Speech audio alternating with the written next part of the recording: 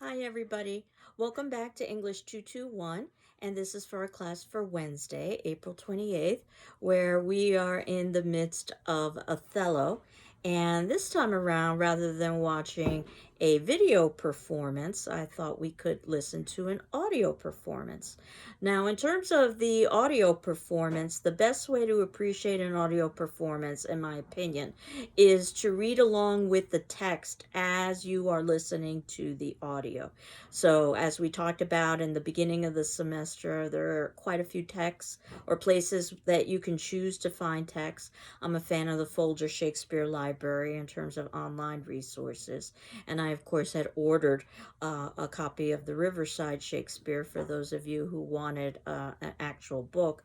And you'll see that the audio recording is rather comparable to what you are going to find in the text, much like a BBC version. And that can definitely assist you when you are first reading a play. If you think about your first read through, reading it along as you are listening to the audio, and then you can actually go back and do your second reading and do a reading that's much more careful. So I indicated that this is a 3-hour play, and I'm dividing it up over 3 classes or 3 sections. So today's section would start with Act 2, Scene 2, and it would go up until Act 3, Scene 4.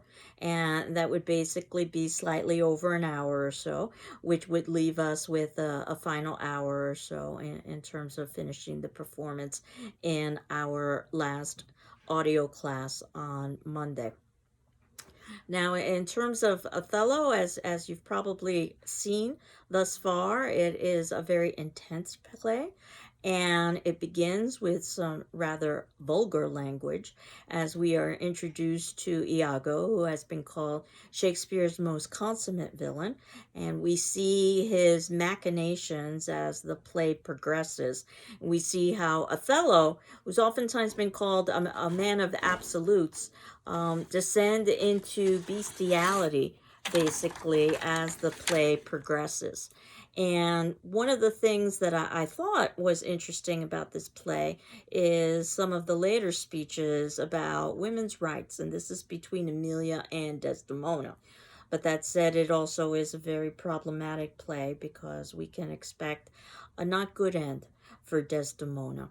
So, with things like reputation, which we saw in Much Ado About Nothing, will become literally life and death matters, as well as light and dark imagery being a very important element of the play. And just the idea of a tragic hero, which I've suggested over the course of Richard II, Macbeth, and I'd like you to consider Othello as a possibility for a tragic hero as well. So, in terms of today's attendance question, what I thought I would ask is thus far in your listening and reading of the play, what have you found to be the most surprising element about Othello? Thus far in your listening and reading to the play, what have you found to be thus far the most surprising element about Othello, and why? And then the audio will come to conclusion next class on Monday, and then we will actually talk about the play itself and how it functions. So I hope you're doing well. I'm doing well. And continue on with Othello. Take care. Bye bye.